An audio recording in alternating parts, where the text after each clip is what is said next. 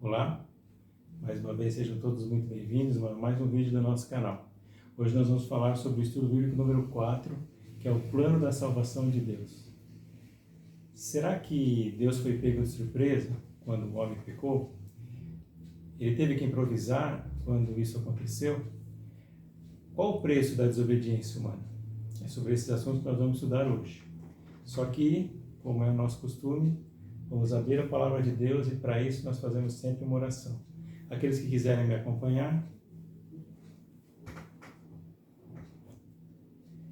Senhor Deus e Pai, gratos por mais essa oportunidade. Hoje estaremos falando sobre o seu plano de salvação para cada um de nós. E falaremos também sobre o seu grande amor pela humanidade. Por favor, Senhor, perdoa-me as minhas fraquezas, os meus pecados. Me capacita nesse momento, envia o teu Santo Espírito para que aquilo que eu vier a falar não seja de mim mesmo, mas sejam palavras vindas do teu trono de glória. Peço essas bênçãos, agradecido com o perdão dos meus pecados, pelos méritos de Cristo Jesus, hoje e sempre. Amém.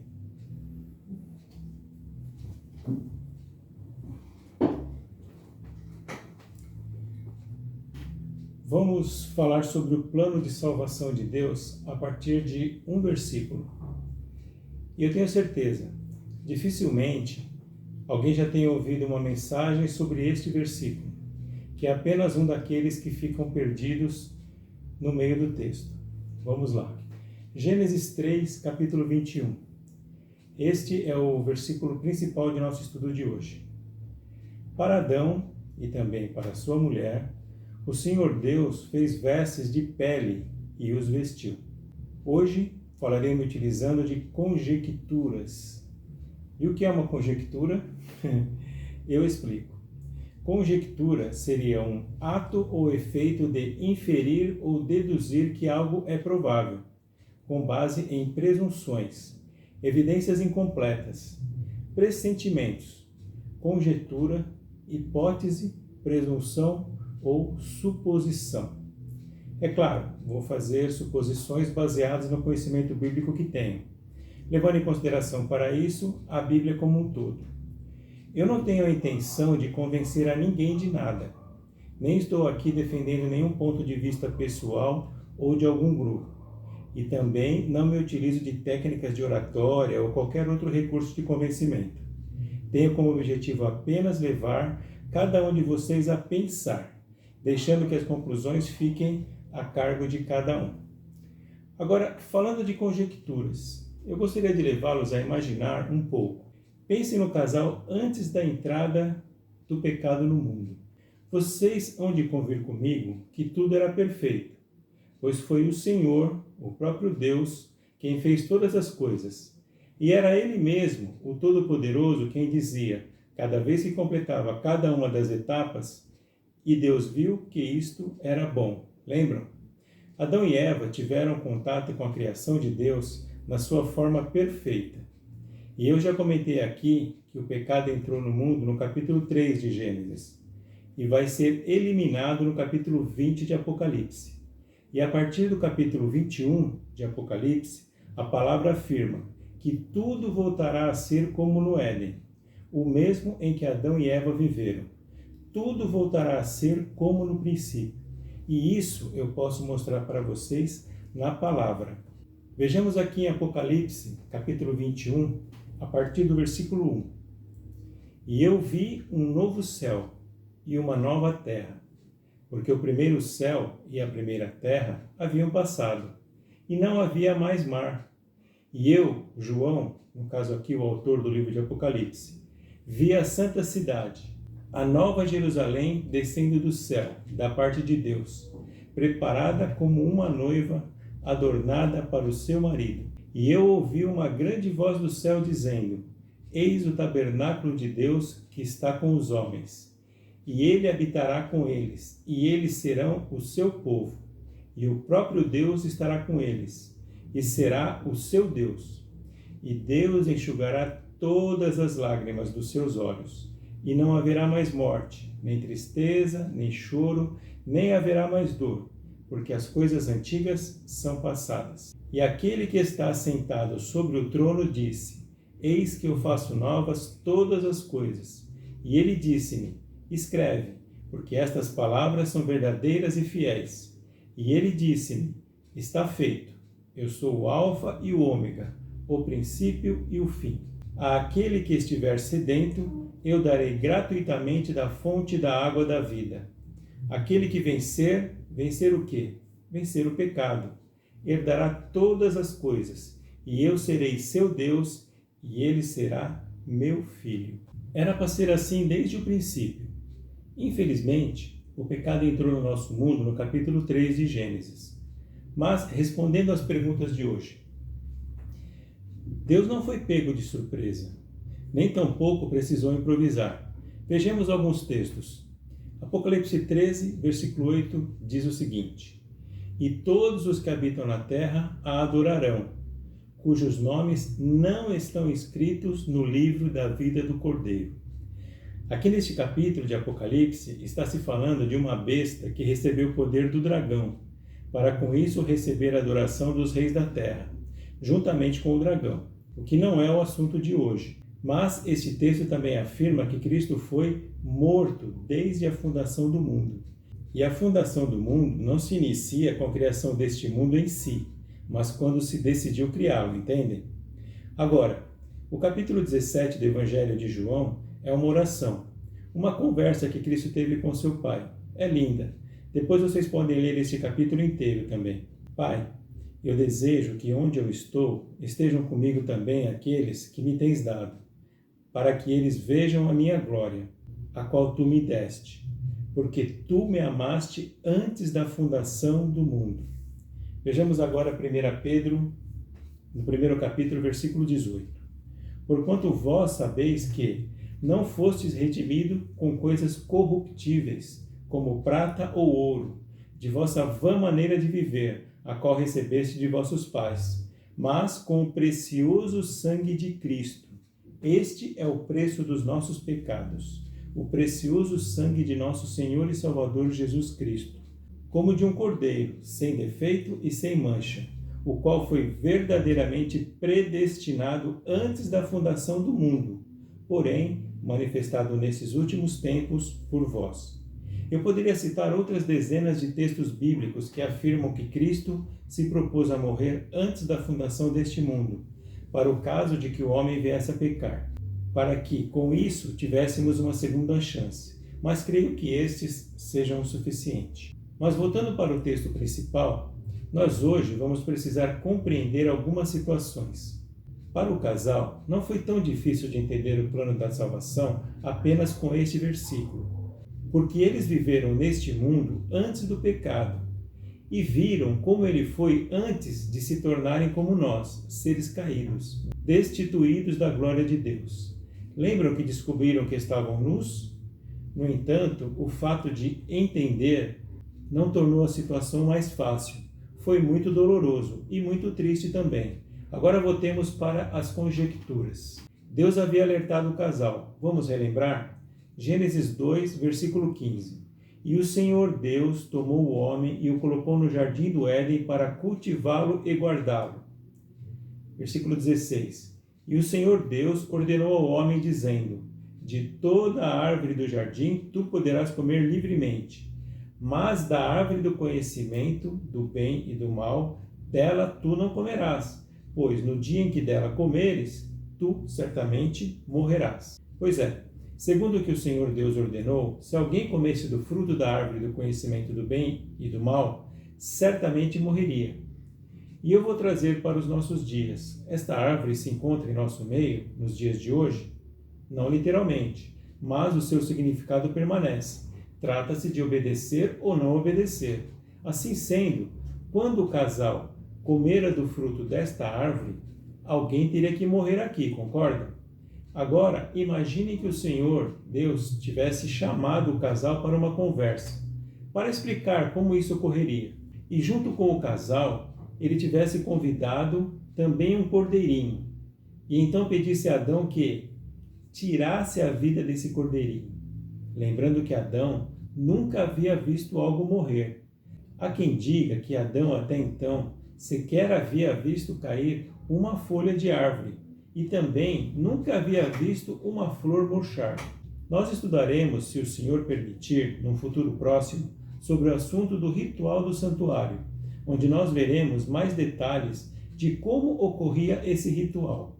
Mas eu posso adiantar que o pecador levava um animal perfeito, ou seja, sem nenhum defeito e sem mancha, à porta de entrada do santuário, onde um sacerdote o aguardava, um homem da descendência de Arão, que o estava esperando para receber o sacrifício para o ritual. Mas antes, o próprio pecador estendia sua mão sobre a cabeça deste animal e confessava o seu pecado, sua culpa, sua desobediência.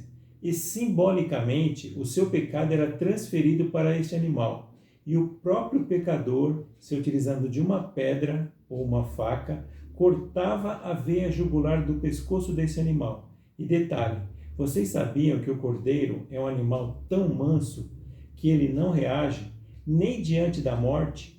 Ele não se mexe. Seria possível ver lágrimas descendo de seus olhos, mas ele não reagiria, em hipótese alguma. Vou deixar aqui mais uma passagem bíblica que retrata isso. O capítulo 53 do livro de Isaías é um dos mais conhecidos de toda a Bíblia, mas esse assunto, na verdade, começa no versículo 13 do capítulo 52. E eu gostaria de ressaltar aqui que são palavras do próprio Deus, ditadas para Isaías, profeta do Senhor. Preste atenção, eu vou ler devagar, para podermos digerir e assimilar o máximo possível, pois Deus está se referindo aqui ao seu próprio Filho unigênito, Jesus Cristo. Vamos lá, Isaías 52, a partir do versículo 13. Eis que meu servo, Jesus Cristo, comportar-se-á prudentemente. Ele será exaltado e louvado, e será muito elevado. Como muitos estavam espantados por causa de ti, seu semblante estava tão desfigurado, mais do que qualquer homem, e seu aspecto mais do que os filhos dos homens. Isso no momento de seu sacrifício ou crucifixão. Então, ele irá aspergir muitas nações. Aspergir o que sobre as nações? O seu sangue. Os reis irão fechar suas bocas perante ele, porque aquilo que não tinha sido contado a eles, os mesmos verão, e daquilo que eles não tinham ouvido, eles ponderarão a respeito. E o Senhor continua a dizer para Isaías, capítulo 53, versículo 1. Quem tem acreditado em nosso relato? E a quem é o braço do Senhor revelado? Porque ele crescera diante dele como uma tenra planta e como uma raiz de terra seca. Não tem forma nem formosura. E quando nós viermos a vê-lo, não haverá beleza para que nós devamos desejá-lo. Ele é desprezado e rejeitado dentre os homens, um homem de dores e familiarizado com a tristeza.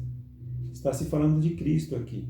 E nós escondemos dele nossas faces igualmente. Ele foi desprezado e nós o tivemos por nada. Certamente ele tem carregado nossas tristezas e levado nossas dores. Contudo, nós o consideramos atingido, ferido de Deus e afligido. Versículo 5. Porém, ele foi ferido por nossas transgressões. Ele foi esmagado por nossas iniquidades. O castigo de nossa paz estava sobre ele, e pelos açoites que o feriram, nós somos curados. Todos nós, como ovelhas, temos nos desviado. Nós temos nos afastado, cada um para o seu próprio caminho, e o Senhor tem posto sobre ele a iniquidade de todos nós.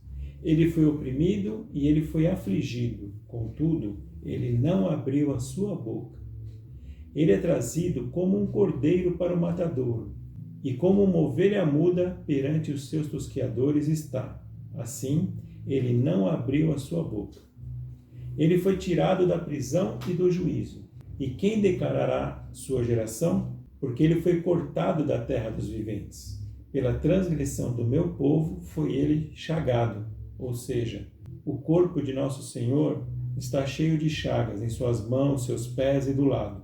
E ele fez a sua sepultura com o perverso e com o rico em sua morte, porquanto ele não tinha feito nenhuma violência, nem engano algum estava em sua boca.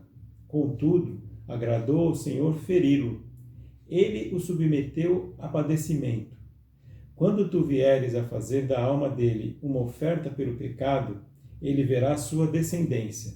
Ele prolongará seus dias, e a vontade do Senhor prosperará nas mãos dele. Ele verá o penoso trabalho de sua alma e estará satisfeito.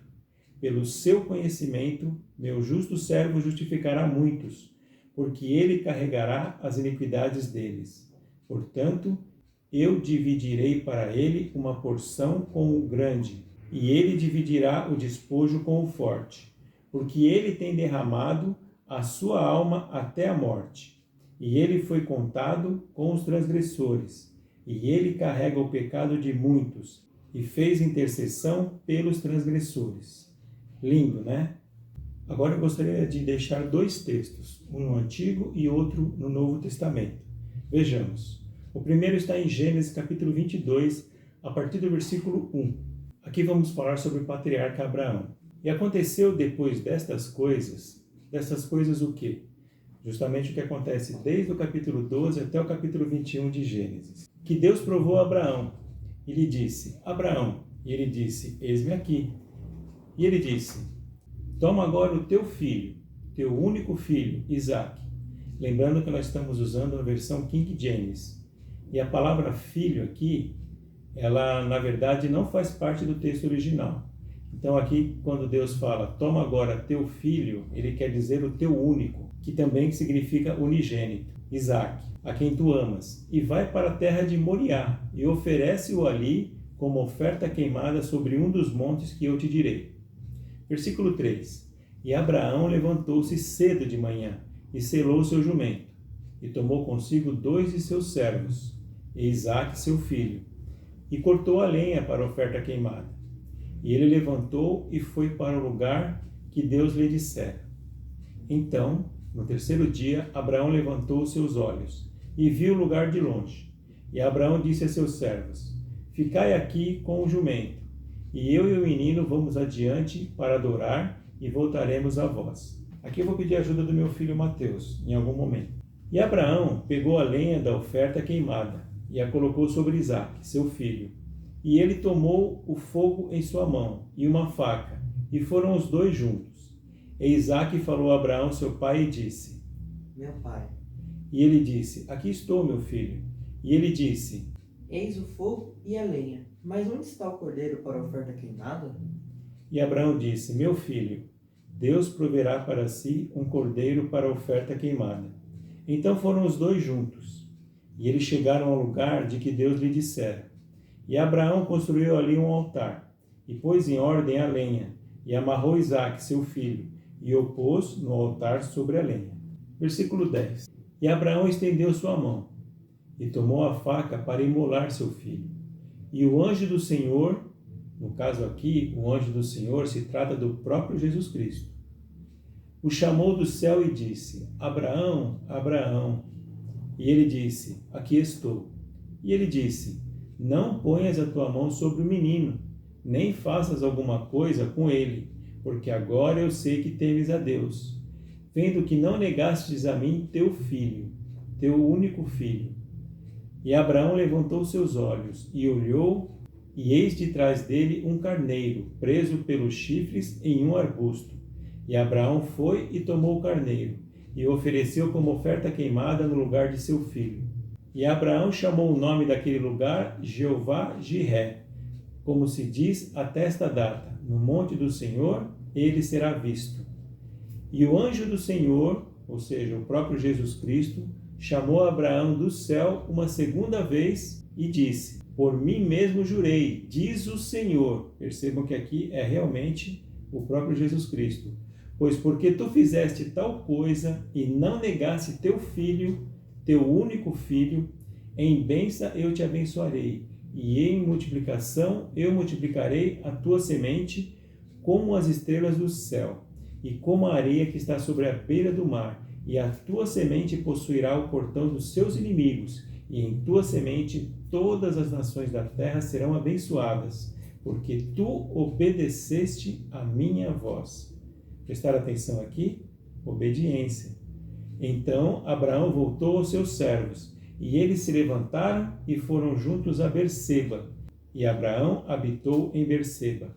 Há quem diga que o lugar onde Abraão ofereceria o seu filho em sacrifício ao Senhor teria sido o mesmo lugar em que o próprio Cristo foi crucificado cerca de 1900 anos depois. Mas não há como provar isso. O que eu desejo que vocês entendam é que o Senhor conhecia Abraão.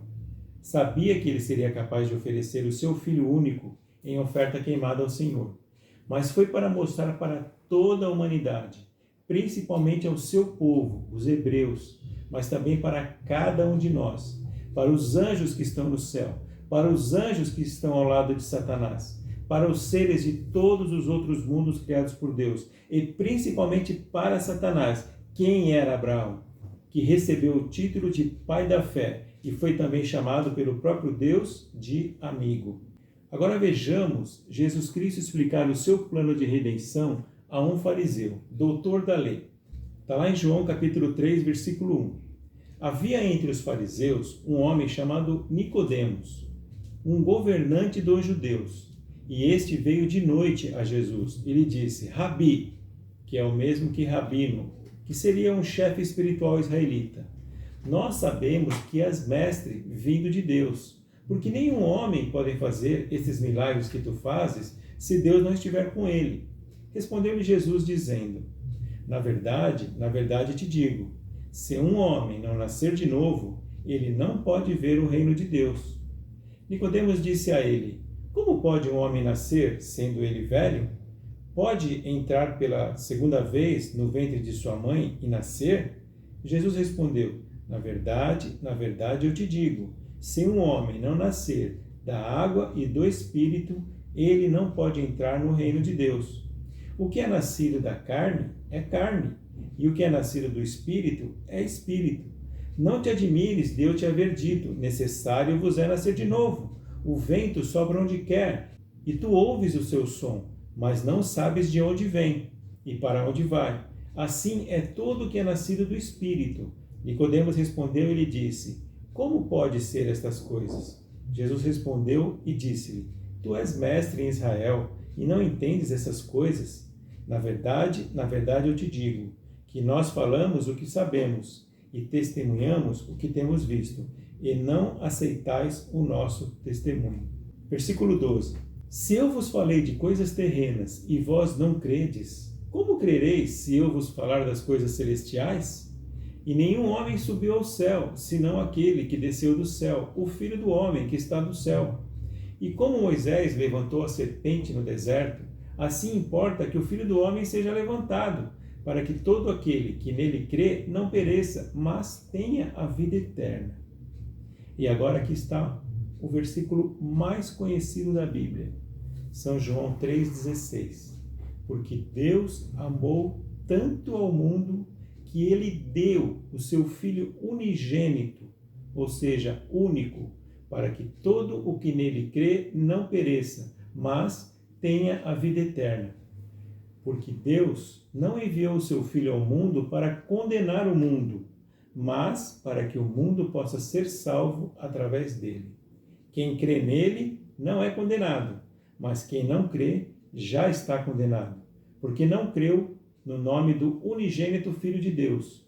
E a condenação é esta, que a luz veio ao mundo, e os homens amaram mais as trevas do que a luz, porque os seus atos eram maus, porque todo aquele que faz o mal odeia a luz, e não vem para a luz, para que os seus atos não sejam reprovados. Mas quem pratica a verdade vem para a luz, para que os seus atos possam ser manifestos, pois eles são forjados em Deus. Sabem, sempre que eu leio João 3,16, eu me lembro do pastor Moody, outro pregador do século XVIII. Moody foi um homem de origem pobre, iletrado, 7º filho de uma família de 9. Seu pai faleceu quando ele tinha 4 anos e sua mãe estava grávida de gêmeos. Muito jovem, em 1855, mudou-se para Boston para trabalhar em uma sapataria de seu tio. que para lhe conceder o emprego exigiu que ele frequentasse a igreja congregacional. Quando, ao receber uma visita de seu professor da escola dominical, que lhe falou do amor de Deus, decidiu aceitar a Cristo, mas devido à sua falta de educação e conhecimento bíblico, não passou em um teste administrativo para aqueles que querem se tornar membros oficiais, o que só aconteceu após um longo ano de preparativos. Ele nunca receberia nenhum treinamento formal, mas ainda assim realizaria muito para Deus. Agora eu vou explicar por que comentei dele hoje. Certa vez, quando estava ainda no início do seu aprendizado bíblico, antes de ser considerado um dos maiores pregadores do século XVIII, ao pregar sobre este versículo, João 3,16, Moody falou por 7 domingos seguidos sobre esse versículo apenas, na tentativa de descrever, ainda que palidamente, sobre o quanto Deus nos ama, ainda que falhos, pecadores e desobedientes como somos. Tenho certeza, Moody não conseguiu falar tudo. Existe uma música chamada Sublime Amor, que diz assim, prestem atenção. Sublime amor, o amor de Deus, ó maravilha sem par. Por esse amor eternamente a Deus iremos louvar.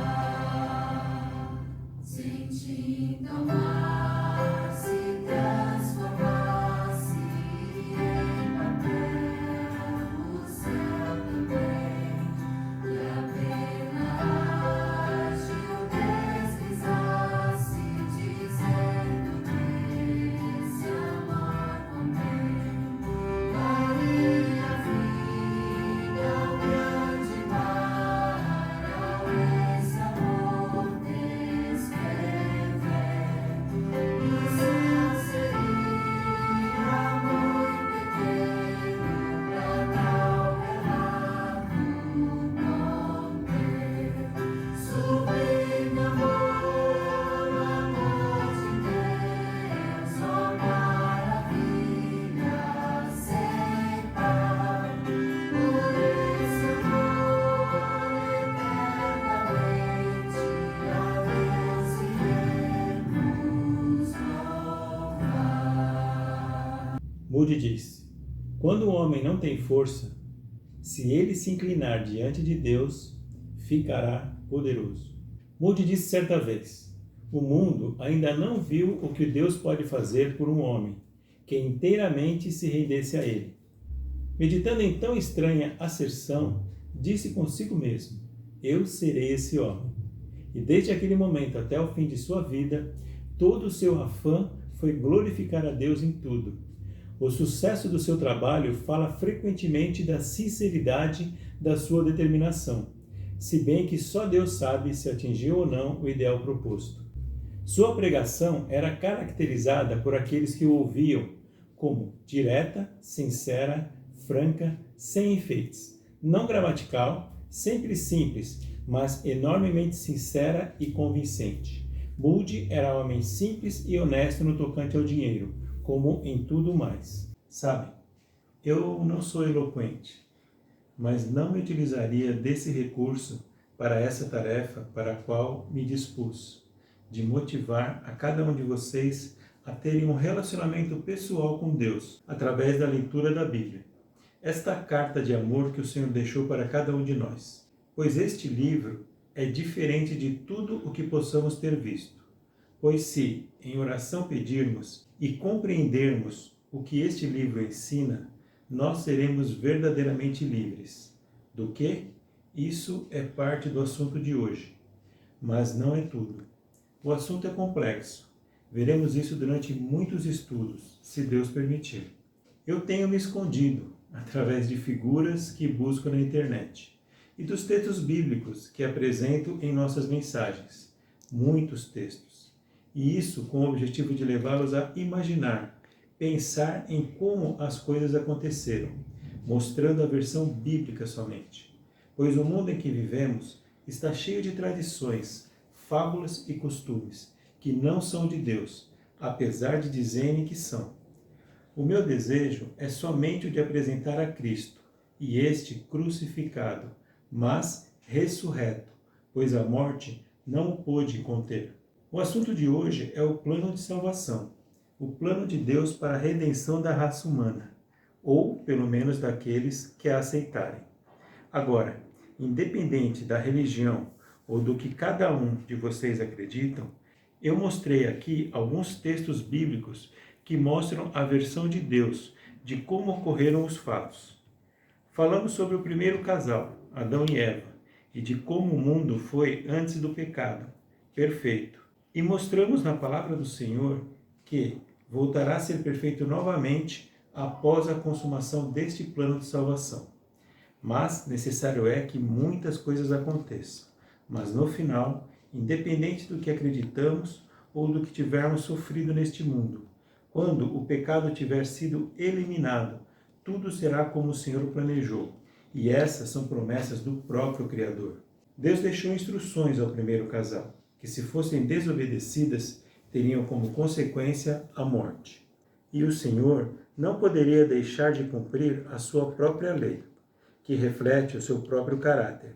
E por amar o mundo, ou seja, seus filhos, sua criação, ele decidiu pagar o preço em si mesmo. Vimos o exemplo de Abraão, que não negou ao Senhor o seu próprio filho. Mas Deus, na verdade, não queria o filho de Abraão como sacrifício. Lembram do capítulo 22 de Gênesis? Se inicia assim, versículo 1. E aconteceu depois dessas coisas que Deus provou a Abraão. E lhe disse, Abraão, e ele disse, eis-me aqui. E perceberam que eu coloquei que Deus provou a Abraão em vermelho? Pois Deus estava aqui, na verdade, defendendo a Abraão perante todos. E eu comentei que o que aconteceu antes destas coisas estavam relatadas nos capítulos 12 até o capítulo 21 de Gênesis. Pois bem, não é o assunto de hoje, mas Abraão chegou a amar mais ao seu filho Isaque do que o próprio Deus, que se utilizou deste ocorrido para ensinar muitas coisas a Abraão e também para mostrar, como eu disse, a todos quem era Abraão. Mesmo porque Abraão não foi um homem perfeito, cometeu erros como todos nós. O maior deles, não confiar no Senhor em duas situações semelhantes. Mas o Senhor poupou a vida de seu filho Isaque. Contudo, não a vida de seu próprio filho, Jesus Cristo, o seu unigênito. Desde o primeiro cordeiro, morto pelas mãos de Adão, tudo representava uma simbologia. E essa simbologia apontava para Cristo. Como disse João Batista no livro de João, no capítulo 1, versículo 29. Eis o Cordeiro de Deus que carrega o pecado do mundo. Outras traduções dizem, eis o Cordeiro de Deus que tira o pecado do mundo. Essa simbologia, até então, estava no futuro. A promessa de que um descendente do homem, Adão, viria para pagar o preço dos pecados de todos nós. Para isso, morrendo em nosso lugar.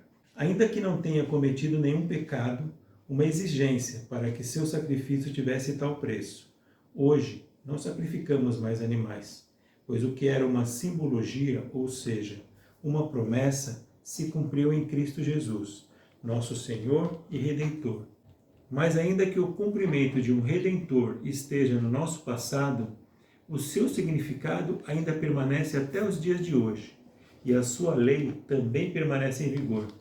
Não vamos entrar no assunto da lei, também não é o assunto de hoje, mas como disse, apesar de não mais sacrificarmos animais, pois o sacrifício foi único e por uma vez apenas, o seu significado ainda permanece até os nossos dias, e isso através de uma outra simbologia. Duas cerimônias, na verdade, a cerimônia do batismo e a cerimônia da Santa Ceia, as quais também não são o assunto de hoje. Muitos afirmam que a própria lei foi cravada na cruz, mas não dizem que existem alguns tipos diferentes de lei. Os 10 mandamentos, por exemplo, se referem à lei moral. Existem leis sanitárias, de higiene, comerciais, tributárias e tantas outras, todas descritas no livro de Levíticos. Mas, se uma lei foi cravada na cruz, foi a lei cerimonial. O próprio Jesus Cristo disse em Mateus 5,17, não penseis que eu vim destruir a lei ou os profetas. Eu não vim para destruir, mas para cumprir. Sim, através da lei cerimonial, Cristo pagou o preço de nossos pecados, de nossa rebeldia, nossa desobediência. Vimos que Isaías descreveu precisamente o padecimento do servo sofredor, ou seja, do próprio Jesus Cristo, cerca de 700 anos antes. Vimos também a conversa que Cristo teve em uma noite com Nicodemos, doutor da lei, falando de um novo nascimento, o qual se trata, na verdade, do próprio batismo. E, por fim, comentamos sobre o pastor Moody, que, na verdade, viveu no século XIX. Um homem simples, pobre, iletrado, ou seja, analfabeto, que ousou se colocar inteiramente nas mãos de Deus, que fez dele um instrumento de salvação para milhares de pessoas. Deus pode fazer grandes coisas através de cada um de nós. Não importa se aos nossos olhos acreditemos ter ou não condição para isso. Ele nunca escolhe os capacitados, mas capacita os escolhidos. Basta darmos o primeiro passo na direção dele. De que forma? Primeiramente reconhecendo que somos falhos e simplesmente pedindo a ele que nos perdoe e nos cure das nossas fraquezas. Ele nos ama com amor ágape, um amor que, na condição em que nos encontramos, jamais conseguiremos compreender. Um amor incondicional, sem reservas. Vejamos o último texto, o qual relata qual foi o preço pago pela nossa desobediência. Os 4 evangelhos testemunham a aflição, a paixão de Cristo. Mas eu escolhi esse de Lucas, que diz o seguinte: E era já quase a hora sexta, e houve trevas sobre a terra até a hora nona, e o sol se escureceu. Algumas traduções dizem, e o sol se negou a dar sua luz. Comenta também sobre terremotos, ou seja, a própria natureza se manifestou naquele instante. E o véu do templo rasgou-se ao meio. E Jesus, gritando em alta voz, disse: Pai, nas tuas mãos eu entrego o meu espírito. E tendo dito isso, ele rendeu o espírito. Aqui se cumpriu a promessa de um Redentor, feita em Gênesis 3,15, que pagaria o preço de nossas iniquidades. Ora, quando o centurião viu o que estava feito, ele glorificou a Deus, dizendo: Certamente este era um homem justo. E toda a multidão que se ajuntara para observar, vendo as coisas que estavam feitas, retornavam batendo no peito. E todos os seus conhecidos e as mulheres que o haviam seguido desde a Galiléia estavam de longe, vendo estas coisas. E preste atenção no que está escrito no versículo 34, um pouco antes. Então disse Jesus: Pai, perdoa-lhes, porque eles não sabem o que fazem. Bom, é isso. O que mais eu poderia dizer? No próximo vídeo, o meu menino Mateus estará falando sobre o 5º capítulo do livro de Daniel. E no meu próximo vídeo, eu estarei falando sobre o perdão. E no vídeo seguinte ainda, aí nós falaremos sobre a morte. Oremos. Senhor, gratos te somos pelo teu amor, pela tua graça e pela tua misericórdia. Nos perdoa, Pai, e nos ajude para que possamos também nos perdoar uns aos outros. Te pedimos pelos méritos de Cristo Jesus. Amém.